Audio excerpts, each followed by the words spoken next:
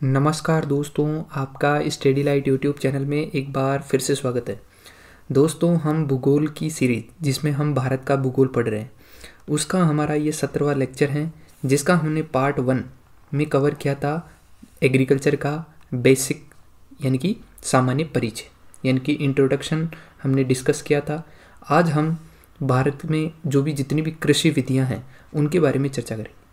दोस्तों, आप किसी भी प्रतियोगी परीक्षा की तैयारी कर रहे हैं, हर एक एग्ज़ाम में यहाँ से सवाल पूछा जाता है एग्ज़ाम में, चाहे वो ऑब्जेक्टिव सवाल हो या फिर कोई आप यदि सब्जेक्टिव एग्ज़ाम की प्रिपरेशन कर रहे हो तो वहाँ पे भी यहाँ से काफ़ी सवाल पूछे जाते हैं। दोस्तों, चाहे आप यूपीएससी की प्रिपरेशन कर रहे हो या किसी स्टेट पीसीएस की तैयारी कर रहे हो, तो वहाँ पर आप जो मेंस है वहाँ पर आपको लिखना होता है। तो इस लेक्चर में मैं आपको टू द पॉइंट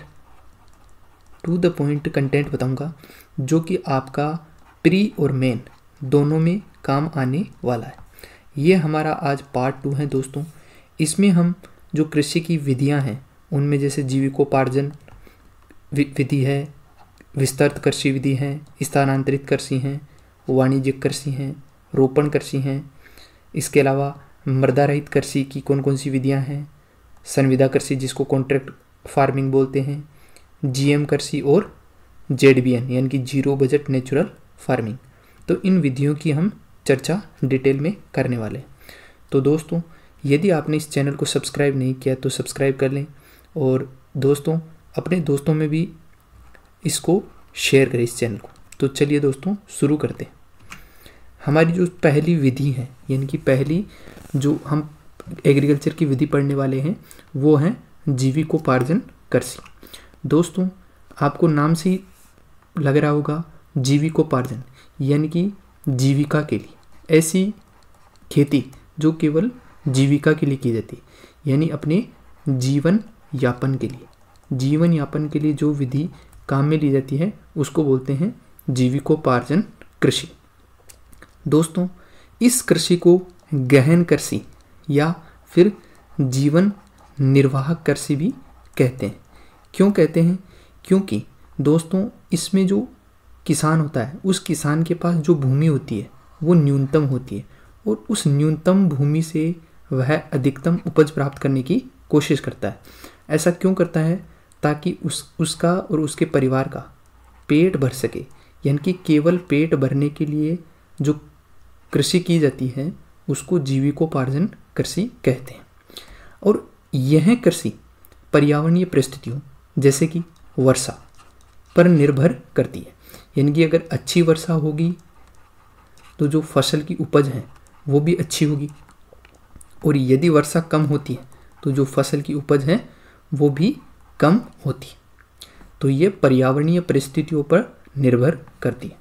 दोस्तों, विश्व की लगभग आधी जनसंख्या इसी प्रकार की कृषि पर निर्भर है। भारत की बात करें तो भारत में यह समस्या और भी बड़ी है। क्यों? क्योंकि यहाँ पर जो खेत हैं यानी कि जो जोते हैं उनका जो आकार है वो बहुत छोटा है, जिसके कारण ना चाहकर भी जो किसान हैं वो जो जीवन निर्वाह कृषि है उसको करने पर मजबूर है। तो ये थी हमारी पहली विधि जीविकोपार्जन कृषि। चलिए दोस्तों, अगली हमारी जो कृषि की विधि है वो है विस्तृत कृषि यानी कि एक्सटेंसिव एग्रीकल्चर। दोस्तों, ये जो एग्रीकल्चर है ये बड़े बड़े आकार वाले जोतों पर की जाती है और इसके अंदर आधुनिक यंत्रों यानी कि मशीनीकरण का उपयोग किया जाता है। जो पहले हमने विधि पढ़ी थी जीविकोपार्जन, वहाँ पर जो ट्रेडिशनल तरीका है वही अपनाया जाता है। लाइक जैसे बैलों से खेती करना, लेकिन यहाँ पर जो आधुनिक यंत्र हैं यानी जो मशीनीकरण है, बड़े बड़े मशीन्स हैं, उनका उपयोग किया जाता है। दोस्तों, ये जो इस प्रकार की कृषि है वो विकसित देशों जैसे कि अमेरिका में की जाती है। क्यों? क्योंकि वहाँ पर जो खेतों का आकार है वो 100 हेक्टेयर यानी कि वहाँ का जो एक किसान है उसके पास 100 हेक्टेयर जितने बड़े बड़े खेत हैं। लेकिन इंडिया की अगर बात करें तो 2 से 2.5 हेक्टेयर, 2 से 2.5 हेक्टेयर खेत, यानी इतने बड़े खेत ही हैं अधिकतर किसानों के पास। तो ये जो समस्या है वो भारत में बहुत बड़ी प्रॉब्लम है, क्योंकि भारत में जो जोतों के आकार हैं वो बहुत छोटे हैं। लेकिन हरित क्रांति के पश्चात जो पंजाब और हरियाणा वाला इलाका है वहाँ पर जो विस्तृत कृषि है, यानी जो एक्सटेंसिव एग्रीकल्चर है, उस पर जोर दिया गया है। ये थी हमारी दूसरी विधि जिसका नाम था विस्तृत कृषि, यानी कि एक्सटेंसिव एग्रीकल्चर। चलिए दोस्तों, अगली हमारी जो विधि है उसका नाम है स्थानांतरित कृषि, यानी कि शिफ्टिंग एग्रीकल्चर। दोस्तों ये बहुत ज़्यादा इम्पोर्टेंट है। क्यों? क्योंकि हर एग्ज़ाम में यहाँ से क्वेश्चन आता ही आता है।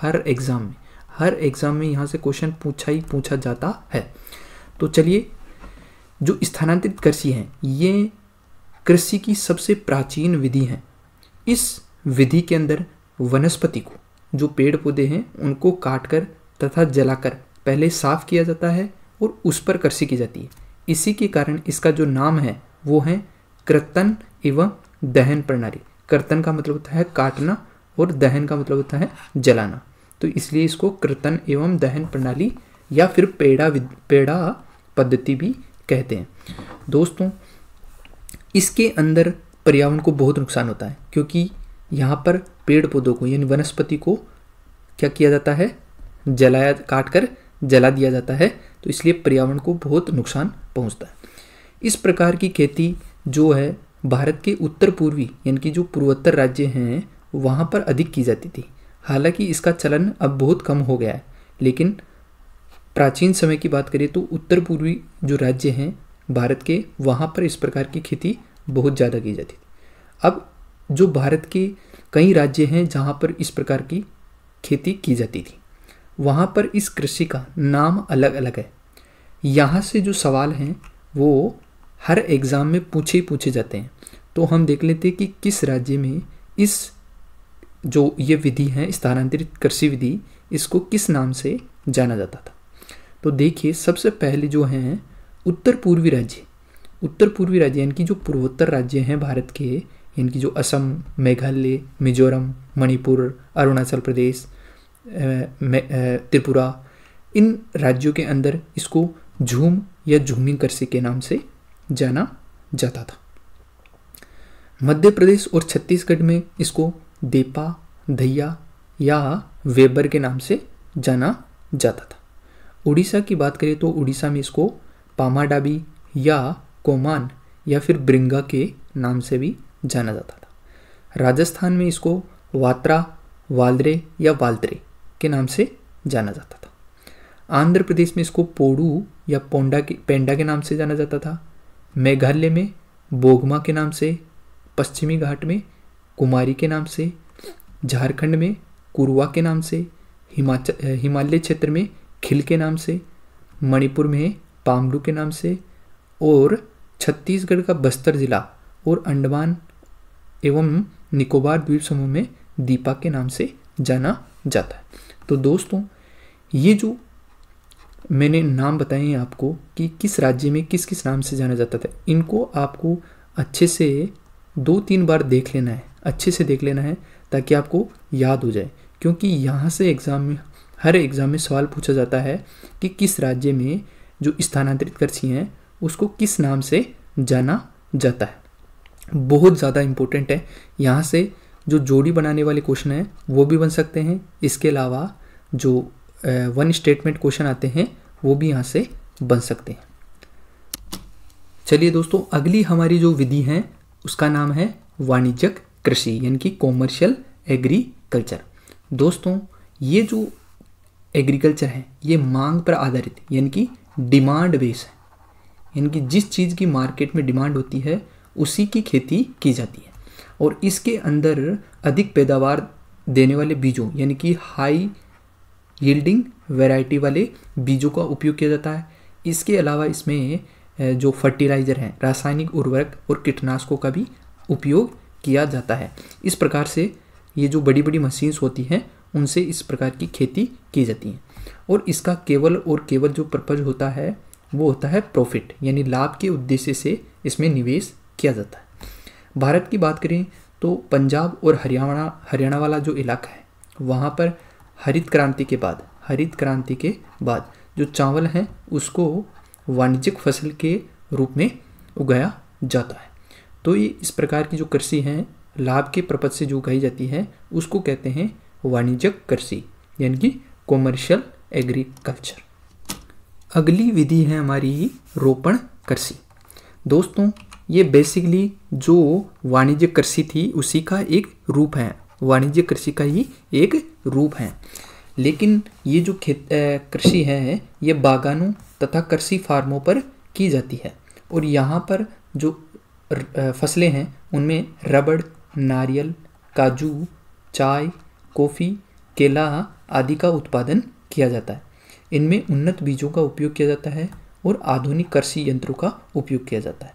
कुछ इस प्रकार से रोपण कृषि की जाती है, यानी कि जहाँ पर जो जलवायु है वो उस मौसम उस फसल के अकॉर्डिंग ना होने पर भी वहाँ पर कुछ इस प्रकार का प्रबंध किया जाता है इनकी टेक्नोलॉजी की सहायता से, ताकि वहाँ पर उस प्रकार की खेती की जा सके, यानी उस प्रकार की कंडीशंस लाई जा सके। तो ये थी रोपण कृषि, जो कि एक वाणिज्यिक कृषि का ही रूप है। चलिए दोस्तों, अब तक हमने जो पढ़ी थी वो मृदा में, यानी कि जो मिट्टी में उगने वाली विधियां थी कृषि की, उन विधियों को पढ़ रहे थे। लेकिन दोस्तों कुछ विधियां ऐसी भी हैं जहां पर मृदा की आवश्यकता नहीं रहती है, यानी कि मृदा रहित कृषि, सॉइल लेस एग्रीकल्चर भी की जाती है। वो कौन कौन सी ऐसी विधियां हैं जो कि मृदा रहित की जाती है, उनके बारे में भी हम डिटेल से पढ़ने वाले हैं। तो सबसे पहले देखते हैं कि वो कौन कौन सी विधियां हैं। मिट्टी का प्रयोग किए बिना पौधों को इसमें उगाया जाता है। वो 3 प्रकार की विधियां हैं। पहली है हाइड्रोपोनिक्स, दूसरी है एरोपोनिक्स और तीसरी है एक्वापोनिक्स। तो हम इन 3 विधियों के बारे में पढ़ने वाले हैं जो कि मृदा रहित कृषि की जाती है, हाइड्रोपोनिक्स, एरोपोनिक्स और एक्वापोनिक्स। चलिए दोस्तों, मृदा रहित कृषि में हमारी जो पहली विधि है वो है हाइड्रोपोनिक्स। दोस्तों जो हाइड्रोपोनिक्स विधि है वो देखिए उसमें क्या किया जाता है। सबसे पहले एक अक्रिय माध्यम तैयार किया जाता है। अक्रिय माध्यम का मतलब होता है जिसमें पेरलाइट या मिट्टी के छर्रे, पीट, काई या वर्मिक्यूलाइट, इन चीज़ों का उपयोग करके एक अक्रिय माध्यम तैयार किया जाता है। इस अक्रिय माध्यम में पौधों को उगाया जाता है और इसमें क्या होता है, इसमें 2 चीज़ होती है। एक होती है जो जिसमें पौधे उगाए जाते हैं उसको बोलते हैं ग्रो ट्रे, और एक होता है रिजर्वायर। अब इस रिजर्वायर में जो एक होता है न्यूट्रिएंट पंप और एक होता है जो टेम्परेचर सेंसर और टाइमर सेंसर। यानी कि ये जो रिजर्वायर होता है, इस रिजर्वायर का जो टेम्परेचर है उस जो सेंसर होता है उस सेंसर से डिटेक्ट किया जाता है कि जो टेम्परेचर है वो कितना है, यानी उसको मेंटेन करने के काम में आता है। और इस जो न्यूट्रिएंट पंप होता है उस न्यूट्रिएंट पंप की सहायता से इस ग्रो ट्रे के अंदर लगातार न्यूट्रिएंट यानी कि पोषक तत्व पहुंचाए जाते हैं ताकि जो पेड़ पौधे हैं वो ग्रो कर सके। और ये जो प्रोसेस है ये लगातार चलता रहता है। अब दोस्तों इस विधि के अगर हम बात करें तो कुछ लाभ और कुछ हानियां हैं, तो उनकी बात कर लेते हैं। अगर लाभ की बात करें तो दोस्तों यहाँ पर भूमि और जल की बहुत बचत होती है। दूसरी यह है कि ये शहरी क्षेत्रों के लिए, जहाँ पर जो भूमि है उसकी कमी है, तो शहरी क्षेत्रों के लिए उपयुक्त है और इसमें जो उपज है वो भी उच्च रहती है। लेकिन दोस्तों इसकी कुछ हानियाँ भी हैं। इसमें अधिक समय और ध्यान की आवश्यकता रहती है, यानी कि इसमें हमारे जो किसान है या फिर जो भी इस विधि का उपयोग करता है उसको इस विधि के बारे में जानकारी होना बहुत ज़रूरी है। और इसमें पानी और बिजली इन दोनों की भी खपत होती है, यानी बिजली की भी बहुत खपत होती है। क्यों? क्योंकि जो रिजर्वायर है इसमें जो पंप लगा रहता है उसको बिजली की आवश्यकता रहती है और जो सेंसर होता है उसकी भी आवश्यकता रहती है। तो हाइड्रोपोनिक्स विधि एक प्रकार से एक आधुनिक मेथड है जिसमें हम मृदा रहित कृषि करते हैं। और इसमें क्या करते हैं, जैसे मैंने आपको बताया कि एक अक्रिय माध्यम रहता है उसमें पौधों को उगाया जाता है। तो ये थी हमारी हाइड्रोपोनिक्स विधि। अगली हमारी विधि है एरोपोनिक्स। एरोपोनिक्स के नाम से ही सिद्ध हो रहा है कि हवा में पौधे उगाना। दोस्तों इस विधि के अंदर क्या किया जाता है, एक स्ट्रिप रहती है, उस स्ट्रिप के अंदर जो जो पौधे हैं वो लगाए जाते हैं और नीचे से फव्वारे के माध्यम से पानी और पोषक तत्वों का क्या किया जाता है, छिड़काव किया जाता है। और इसमें लगातार ये छिड़काव किया जाता है ताकि जो जड़ें हैं वो लगातार आर्द्र बनी रहे, यानी कि उनमें नमी बनी रहे। अब इसके भी कुछ लाभ और कुछ हानियां हैं। तो लाभ की बात करें तो जल, उर्वरक और कीटनाशक के उपयोग में गिरावट आती है। क्यों? क्योंकि यहाँ पे जो छिड़काव है उस छिड़काव के माध्यम से किया जाता है और उपज भी इसमें क्या रहती है, अधिक रहती है। हानि की बात करें तो इसमें जो टेक्नोलॉजी है उसका अधिक उपयोग होता है। इसके अलावा इसकी वही कर सकता है जो इसकी गहरी समझ है, और ये तकनीकी बहुत महंगी है और निरंतर निगरानी की भी आवश्यकता है। लेकिन ये बेनिफिशियल बहुत हैं, जहाँ जो शहरी क्षेत्र हैं वहाँ पर ये बहुत उपयोगी हो सकती है। तो ये थी हमारी एरोपोनिक्स विधि। अगली हमारी विधि है एक्वापोनिक्स। दोस्तों जो हाइड्रोपोनिक्स थी वैसी ही विधि है एक्वापोनिक्स भी, लेकिन हाइड्रोपोनिक्स और एक्वापोनिक्स में जो मेन अंतर है वो ये रहता है कि जो हाइड्रोपोनिक्स रहती है उसमें हमें खुद को अक्रिय माध्यम तैयार करना पड़ता है, लेकिन जो एक्वापोनिक्स हैं उसमें हमें जो अक्रिय माध्यम है वो तैयार नहीं करना पड़ता। इसके लिए हम यूज़ करते हैं मछलियाँ। तो दोस्तों इसमें क्या करते हैं, सबसे पहले तो ये है कि एक बंद प्रणाली के भीतर ये जो कृषि है वो की जाती है। इसके 3 जैविक घटक हैं, एक है मछलियाँ, दूसरा है पौधे और तीसरा है बैक्टीरिया। इसमें क्या किया जाता है, मछली का जो मल रहता है वो उसको उर्वरक के रूप में उपयोग लिया जाता है, और जो बैक्टीरिया हैं वो लगातार क्या करते हैं, ये जो पेड़ पौधे हैं इन पेड़ पौधों को क्या करते हैं, जो भी मछलियाँ जो मल त्यागती हैं वो इस जो पेड़ की जो ट्री है उसमें पहुंचा दिया जाता है, और यहाँ पे रहते हैं बैक्टीरिया। अब वो बैक्टीरिया क्या करते हैं, उस जो मछलियाँ होती हैं उस मछलियों की जो अपशिष्ट होता है उसको क्या कर देते हैं, छोटे छोटे पार्ट में क्या कर देते हैं, अपघटित कर देते हैं, ताकि ये जो पेड़ पौधे हैं वो अच्छे से पोषण ले सके। तो ये 3 जैविक माध्यम रहते हैं, मछलियाँ, पौधे और बैक्टीरिया। इसमें मछलियों का जो मल है उसको उर्वरक के रूप में उपयोग लिया जाता है, और उर्वरक को छोटे छोटे पार्ट्स में अपघटित करने का काम बैक्टीरिया करते हैं। पौधे और मछलियों के लिए, और जो पौधे हैं वो मछलियों के लिए क्या करते हैं, पानी को फिल्टर कर देते हैं। तो ये तीनों एक दूसरे पर निर्भर रहते हैं, यानी कि जो बैक्टीरिया हैं वो पेड़ पौधों की जड़ों में रहते हैं तो उनको भी पोषक तत्व मिल जाता है। मछलियों का जो मल है उसको उर्वरक के रूप में पेड़ पौधे उपयोग करते हैं, और मछलियों के लिए जो पेड़ पौधे हैं वो पानी को क्या कर देते हैं, साफ कर देते हैं। तो ये है हमारी एक्वापोनिक्स विधि। अब इसके लाभ और हानियों की बात करें तो लाभ में पर्यावरण के अनुकूल है, क्योंकि इसमें किसी प्रकार से पर्यावरण को कोई हानि नहीं है। जैविक उर्वरक है, क्योंकि मछलियों का जो मल है उसी को उर्वरक के रूप में उपयोग किया जा रहा है। अत्यधिक जल कुशल है, यानी जल का वेस्टेज नहीं है, जगह की भी बचत है। हानि की बात करें तो ये जो प्रणाली है वो बहुत जटिल है, अभी इसके सीमित अनुप्रयोग हैं और विफलता भी हो सकती है कि मान लीजिए अगर मछलियाँ मर जाएं किसी कारणवश तो ये विधि असफल हो सकती है। तो अभी हाल फिलहाल ये शुरुआती स्टेज में है, धीरे धीरे ये भी ग्रो करेगी। तो दोस्तों आज के लेक्चर में हमने जो कृषि की जो मेन विधियाँ थी वो पढ़ी है। अभी भी हमारी कुछ विधियाँ बची हैं, जिसमें हमारा एक तो ZBNF है, यानी जीरो बजट नेचुरल फार्मिंग।